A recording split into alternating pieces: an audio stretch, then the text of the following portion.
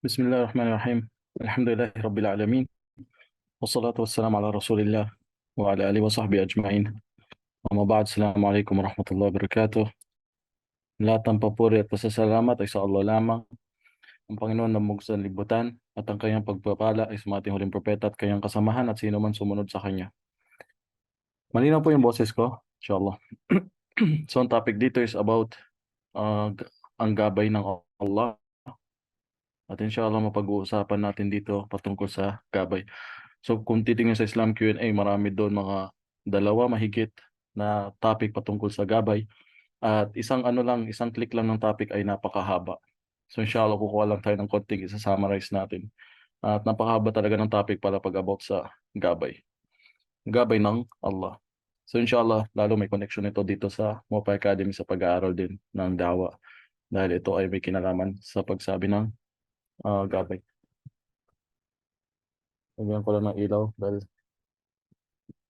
madilim.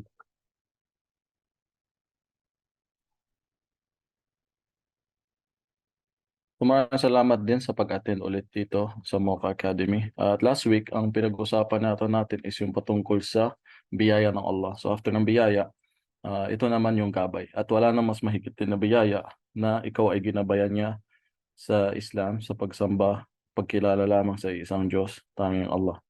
Pag-iwas sa pagsamba sa mga false Diyos-Diyosan, mga gawa ng kamay ng tao, mga imahe, rebulto bato, o anuman santo. So patungkol sa gabay, marami tayong makikita na verse sa mga aya sa Quran na patungkol sa gabay. Tulad ng Surah Baqarah sa aya 20 sa chapter 213, Wallahu yahdi man yasha ila siratim mustaqim. At ang Allah ang gumagabay sa sino man hinais niya sa matuwid na landas. Laqad anzalna ayatin mubayyinatin wallahu yahdi man yasha'u ila siratim mustaqim. Katiyakan aming ibinahayag o ibinaba ang mga malilinaw na aya, kapahayagan, at ang Allah ay nagpapatnubay sa sino man kanyang nais tungo sa matuwid na landas. Ang gabay, meron tayong dalawang alam na klaseng gabay. Nahahati siya sa dalawa. Yung tinatawag na irshad, tawfiq.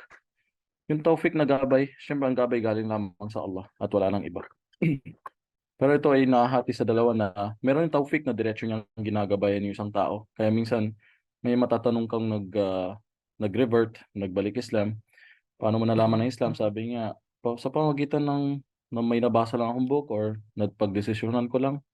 Isang araw naisipan na lang niya mag-Muslim. Which is may kilala akong ganyan, isa kong classmate. Matagal na yan nadadaanan sa Batha, yung Islamic Center. So, naririnig lang niya. Tapos nagulat lang siya na iba pala yung Islam na akala niya sa Pilipinas, yung alam lang niya yung nasa Pinas pa siya. At iba naman yung nakikita yung mga Muslims dito.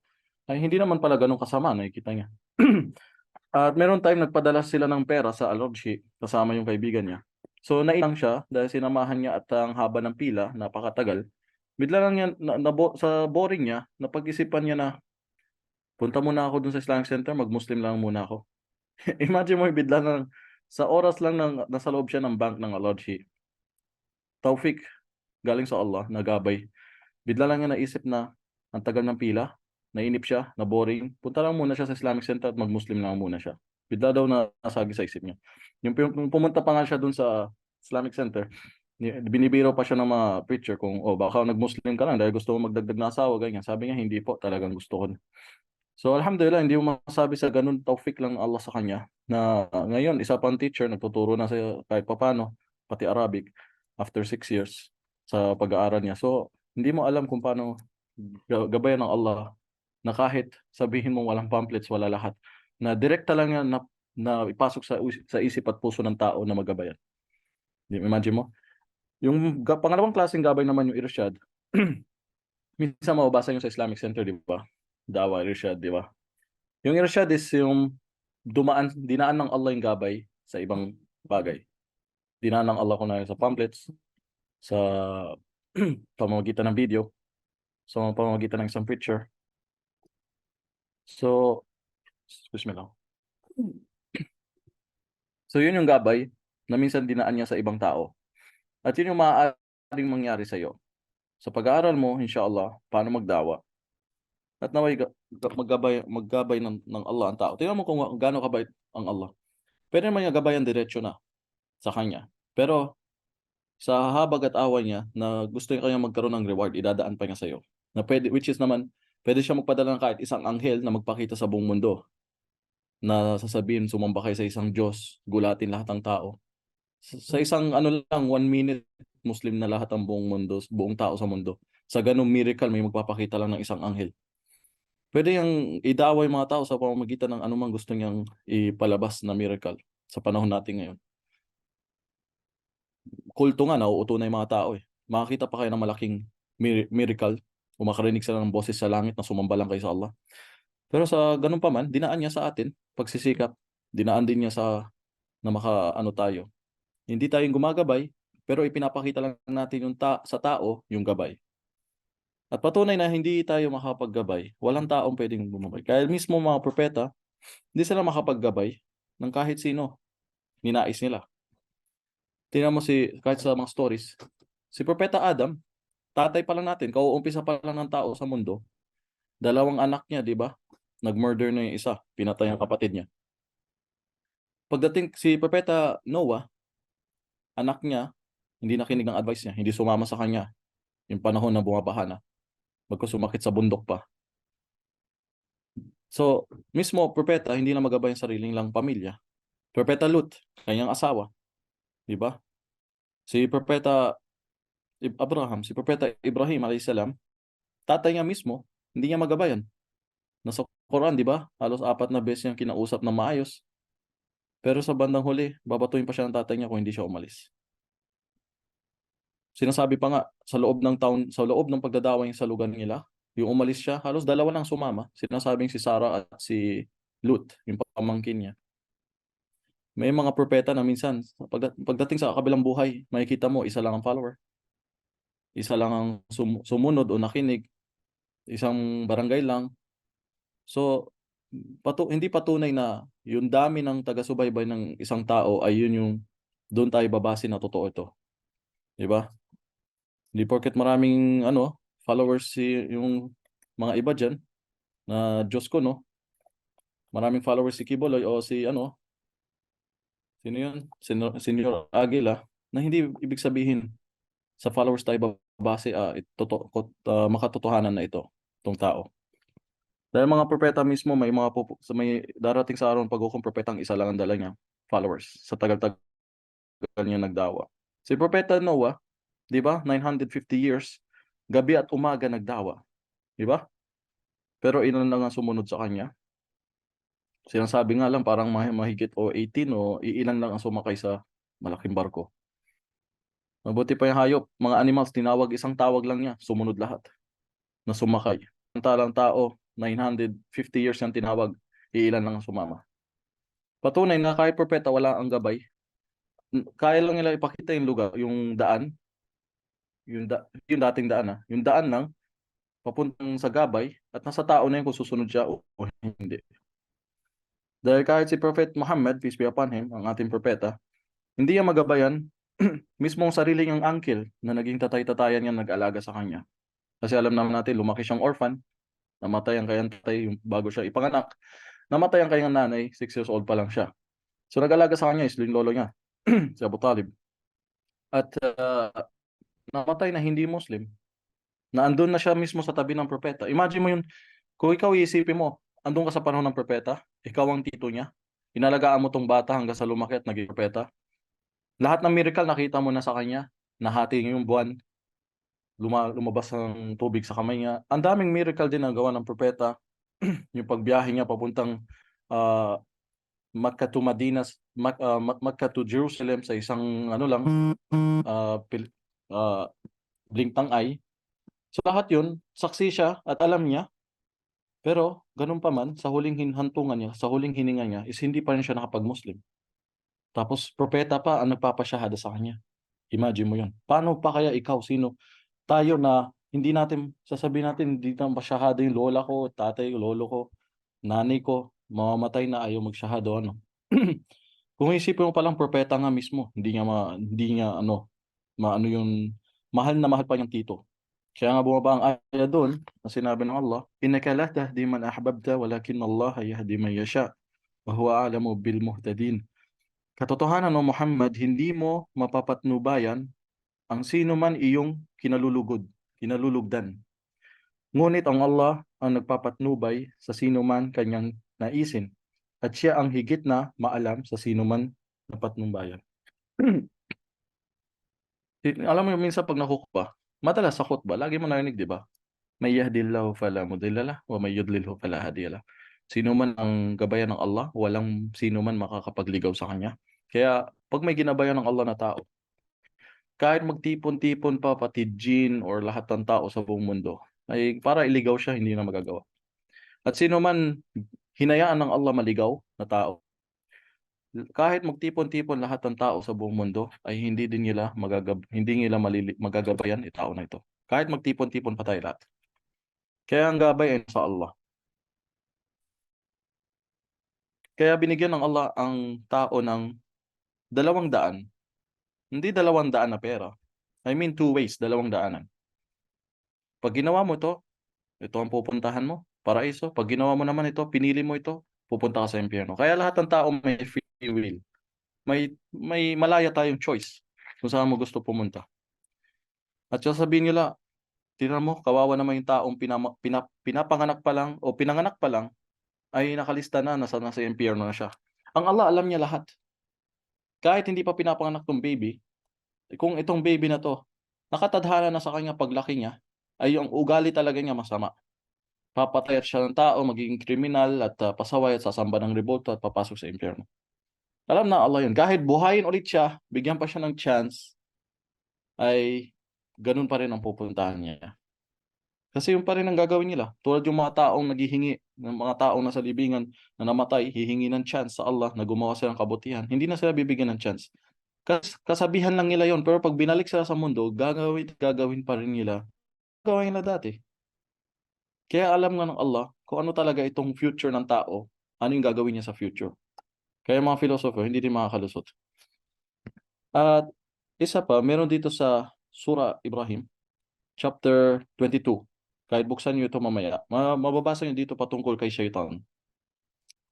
At ang Satanas ay magsasabi, kung ang pangyayaring ay napagpasiyahan na, katotohanan, ang Allah ay nangako sa inyo ng isang pangakong ng katotohanan at ako ay nangako rin, ngunit ako ay nagtaksil inyo. Wala akong karapatan sa inyo maliban na ako ay nag-anyaya sa inyo at kayo ay tumugon o sumunod sa akin. Kaya huwag ninyo akong sisihin bagkus inyong sisihin ang inyong mga sarili, hindi ko kayo matutulungan at hindi nyo rin ako matutulungan. Katotohanan aking itinakwil ang inyong ginawang pagtatambal sa akin, sa Allah.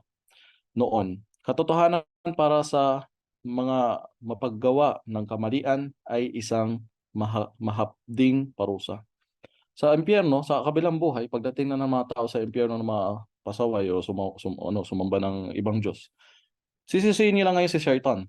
Ikaw kasi, itong Shaitan na to, kung hindi nga sana ako, di ba? Tinulak-tulak sa gawa ng mga kasama na tayo tuloy ngayon magkakasama sa impyerno. Yung sinasabing see you in hell, ayun na nga, natupad na yung see you in hell. So sisisihin niyo si Shaitan at ito yung sasabihin niyo Satanas sa kanila. Wala akong kapangyarihan mula sa inyo. Kumbaga wala siyang kakayahan, power na kumbaga pilitin tayo. Bagkus tumawag lang siya o nagwaswas o nagbulong lang na inutusan lang tayo gawin itong masama. At tayo naman uto-uto na tumugon.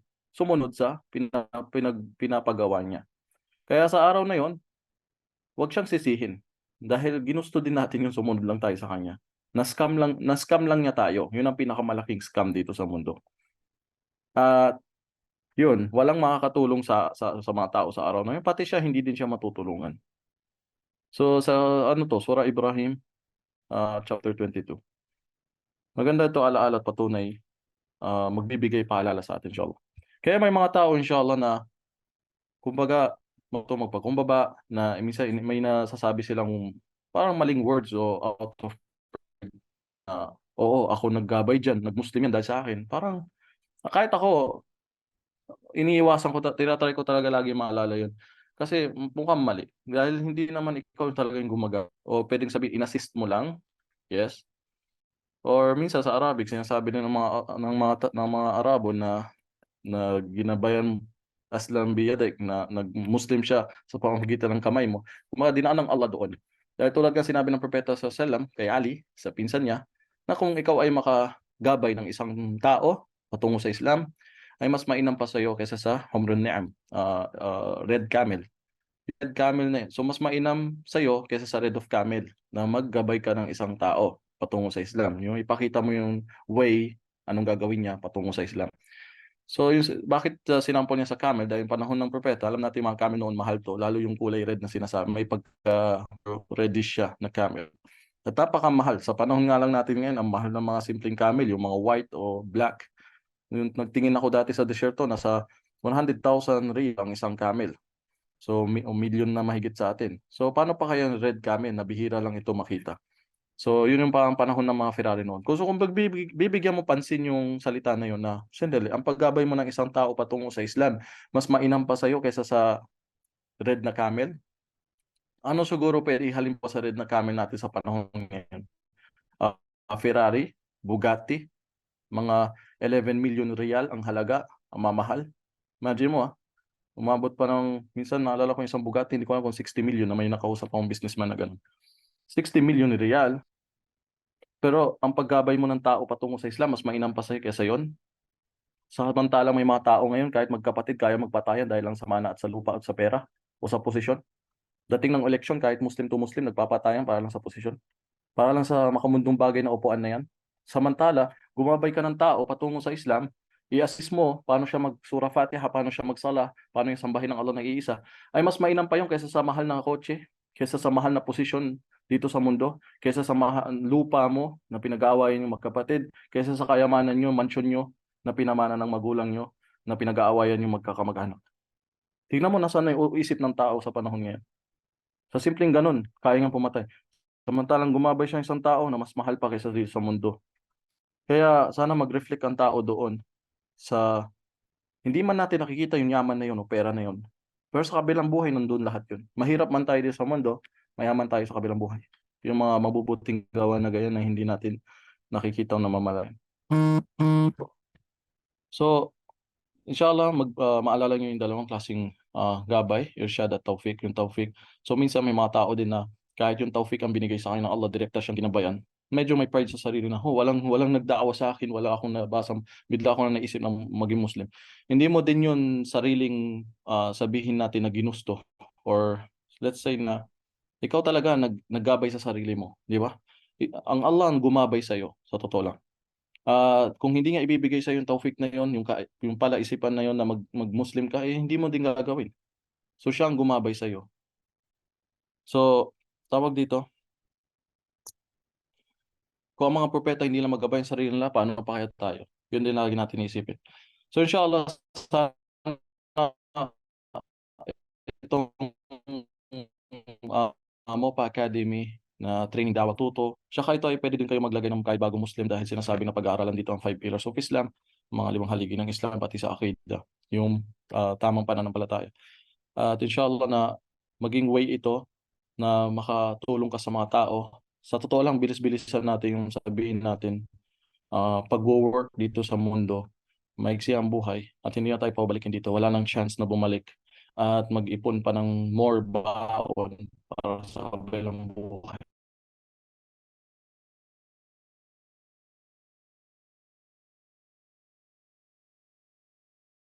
May 2 years kontrata ka lang dito sa Saudi at hindi, di ba, pagsisikapan mo mag-ipon na lubos-lubos yung kikitain mo dito dahil babalik ka sa Pinas kung saan wala nang balikan dito. So kung ano lang naipon mo, yun lang tanging meron kang pera sa Pinas na itayo ng bahay, bumili ng lupa o ano man o mag-aral. So sana mag-gets nyo yung common sense na yun na dito sa mundo, habang andito pa tayo sa maiksing buhay na ito, is mag-ipon-ipon dahil pagdating sa kabilang buhay, anytime, anywhere, ay wala nang balikan. Tapos na, wala nang taniman. Mag-harvest ka na lang kung ilan na yung tinanim mo. Papayag ka ba na ang konti lang ng tinanim mo magsisisi ka dun sa kabilang buhay na bakit ito lang ang tinanim ko, 'di ba? Tsaka hindi tinitignan dito yung marami din, 'di ba? Kasi sinabi nga ng Allah, kuntum makhrajan kalimutan ko yung aya, pero ang tinatanong niya dun ahsanu amala. Ang tinutukoy ahsanu amala ibig sabihin pinakamabuting gawa, hindi niya sinabi aktharul amal, yung pinakamaraming gawa. Tinutukoy niya dun yung the best, yung sincere. Kasi aanihin mo ang isang taong let's say mayaman o may kaya o ang dami niyang ginawa. Dami, sobra. Siguro nakapagpatayo ng 10 masjid, 100 na masjid, Islamic centers.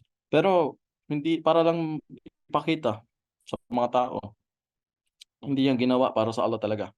Is nahaluan or naging proud lang siya, ginawa lang niya para may masabi ang tao na reliyoso siya o whatever, di ba? Mapagbigay. Delikado yung sa kabilang buhay. Maaaring reject lahat yun. Dahil kahit gaano karami yan, kung hindi sincere para sa Allah, di ba? Kaysa na kumpara sa isang tao na may nagawang maliit na mabuti, pero ito ay sincere para sa Allah talaga, ay inshallah katanggap-tanggap kumpara naman doon sa dami. Ang dami mong tinanim, pero ang ginamit mong buto ay plastic. Alam mo yung mga nauusong plastic na decoration sa mesa na apple, saging, mangga, pero ito ay plastic, hindi totoong prutas. Kahit itanim mo yun, niloloko mo lang sarili mo at hindi tumutubo yun dahil plastic nga eh. Di ba? Hindi tutubo yan. Pero magtanim ka ng totoong buto, nagaling kahit sa isang ano lang prutas, itanim mo, talagang tutubo yun. At dadami pa, inshallah. Dahil sincere. Tunay yung tinanim mo, tunay na buto. Di ba? Okay ba yung logic na yan? So, inshallah, bago tayo magtapos, baka may mga katanungan sa inyo na related dito sa gabay. At yun ay summarize lang kasi napakahaba dito yung ano, yung sa Islam Q&A patungkol sa gabay.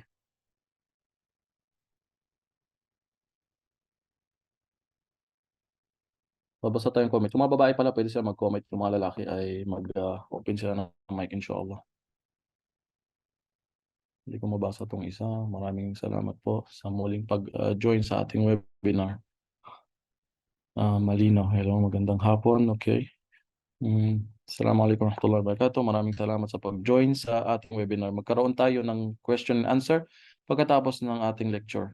Manatili sa ating webinar upang magkaroon ng chance na manalo ng Quran Pen. Okay, may Quran Pen ulit tayo ngayon. Inshallah. Jazakallah khair po. Magandang pag-webinar. Alhamdulillah. Maraming salamat din. Okay, jazakumullah khair. May mga katanungan, i-comment lang po. Meron po ba kayong MOPA ulit? Yes, inshallah, yes. Open siya, inshallah. Batch, ewan ko lang kung anong batch ngayon. Yan, i-reply kay admin, inshallah. Kanina marami pa akong gusto sabihin na kano eh. Pero, di ko na isulat agad dahil kaya na, ano, nalimot.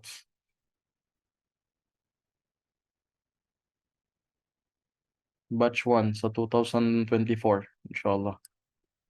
At pag natuto kayo dito, mag-inganyo din kayo ng tao na inshallah makapag-aral.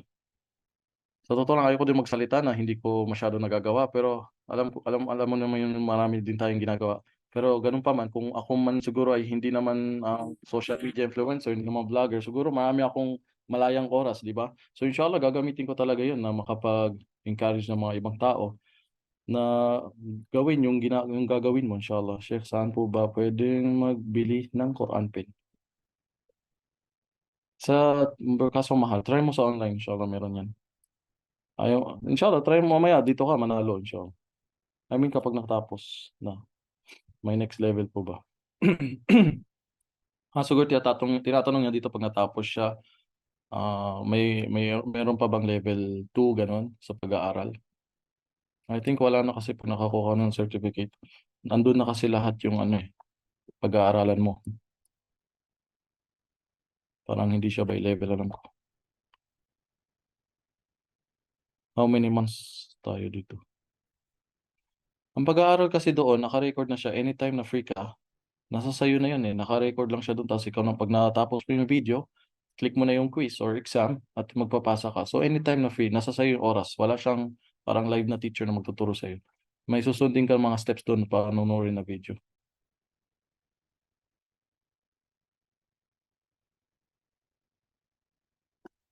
Okay, ulit yung gabay. Yun yung mga pinakita natin verse sa Quran kanina. Na ang Allah lamang gumagabay sa sino man ninais niya. Ni mga mismo mga propeta hindi makagabay ng mga tao. Pero ang meron lang sa atin is yung pakita yung daan patungo sa gabay. Kaya tignan mo, pati mismo tayo, halos 17 times natin hinihingi araw-araw. Di ba? Sa Surah Fatiha, ihdinas siratal mustaqim, gabayan mo kami sa tamang matuwid na landas. Araw-araw natin hinihingi yan. Tapos mismo kahit ang propeta, peace be upon him, propeta na yon pero humihingi pa rin ng gabay sa Allah, gabi-gabi sa tahajjud, at lalo yung dua niya, ya muqallibal qulub, tsabbit qalbi ala dinik. O turn of the heart, yung may hawak ng ating mga puso, panatiliin mong matatag ang aking puso sa iyong relihiyon. Yan ang alam kong malapit na Tagalog na kahulugan niya. So kung mismo ang propeta, propeta ha, ibig sabihin dapat prophet siya. Ang lakas ng signal connection niya sa Diyos, sa Allah, na siya mismo nabibigyan ng gabay, pahayag, Quran, aya, wahi. Pero ganun pa man, siya pa rin humihingi din ng gabay. Yung bang tipong, wag ka maging kampante, gabay na ako, Muslim na ako, hindi na ako siguro maliligaw. Wag ganun. Hindi natin alam, mamaya, sobrang religious natin ngayon, balbas sarado, masyaallah, niqabi, memoirs ang Quran, ang daming alam sa Islam. Pagdating sa huling hininga natin, nakagawa ka ng shirk, or may nagawa kang labag sa Islam, yung nga pagtatambal sa Allah. Sa huling hininga mo, maaaring doon ka pala mabiktima yung shaitan at mahulog sa impyerno. Samantalang may mga ibang tao na sige lang, hindi mukhang religious, walang ginagawa, hindi kailan lang nagsala o tawag dito, nang lalamig na Muslim. Tapos sa bandang huli biglang nagbago, biglang nag-aaral, biglang nagbagong buhay at bago siyang mamatay sa huling hininga niya, ay namatay pa siyang Muslim. Kaya wag tayong kampante hangga't hindi pa tayo dumating sa huling hantungan natin dahil maaaring magbaliktad ang sitwasyon. Assalamualaikum warahmatullahi. Dito last Friday nagsimula na ako magdasal. But nagshahada ako last Tuesday, 1 week ago. Inshallah may bago dito si Mary. Meron kaming group sa babae din na pag-aaral. Assalamualaikum warahmatullahi wabarakatuh. Pwede po ba ulit mag-register sa MOPA? Kasi yung old account ko, sige try mo inshallah kung may bago kang email or account. Kung wala na yung dati, hindi mo maalala. So, yung ganun lang po, wala na pong katanungan.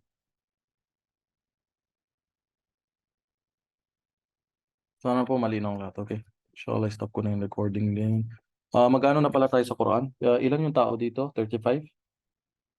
So, bubunot tayo ng 35 na tao ngayon kung sino ang number na matuktukan, number na siya yung mananalo, okay? Hanggang ngayon, hindi ko pa dinidelete ito. Hanggang 35 lang tayo, di ba? Okay. So, 3 beses ko i-click tot yung pangatlo yung na mananalo, inshallah, okay? Kung nakikita siya masyadong masilaw.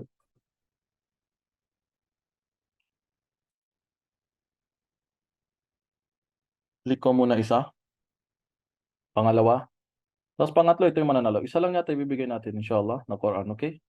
At yung isa na yon, malalaman na siya, makikilala na din eh. 14.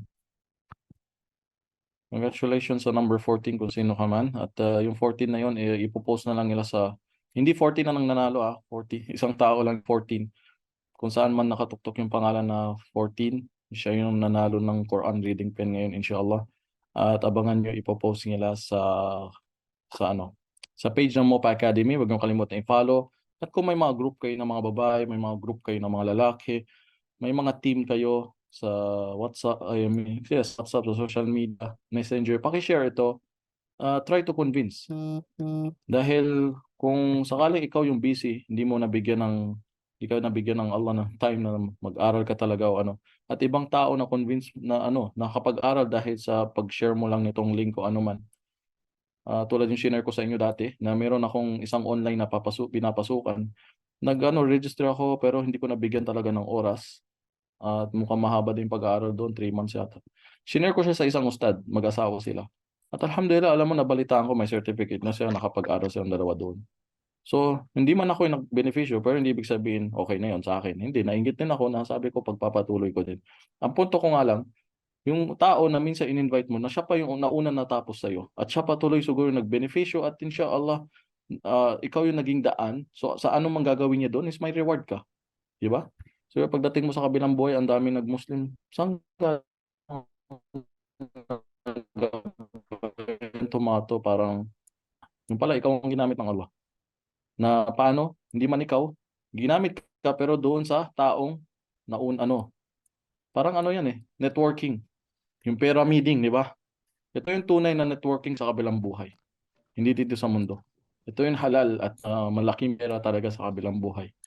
Yung may mga downline ka, di ba? Sino dito nag-networking? Ako, sumilip lang ako dyan noon, binata pa, pero na-scam. Huwag ko nang banggitin yung company, lahat naman sila pare-parehas. So, hindi din yung pwede sa Islam hanggat wala nang pinapakitang talagang company at ano sa'yo. Kasi, may ano yan, may ibang topic din patungkol dyan, inshallah. Pero ang meaning ko, sa kabilang buhay, na ganitong sistema ng reward na makukuha mo, inshallah. So, congratulations, number 13. Hanggang dito lang po tayo.